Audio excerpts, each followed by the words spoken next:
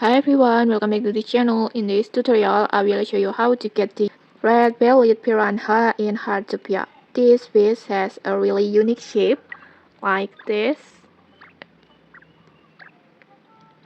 It has a really unique shapes and colors, blue colors with the red on its belly like this. And then this fish can appear all day and in sunny, rainy and rainbow weather, so you don't have to wait for a specific time. And then you can catch it on the giant wood river over here at the map on here, just fishing on this area. And then if you want a higher chance to get it, you can use fish attractor or mermaid perfume, because this item will helps increase where fish spawn rate, so they are very useful.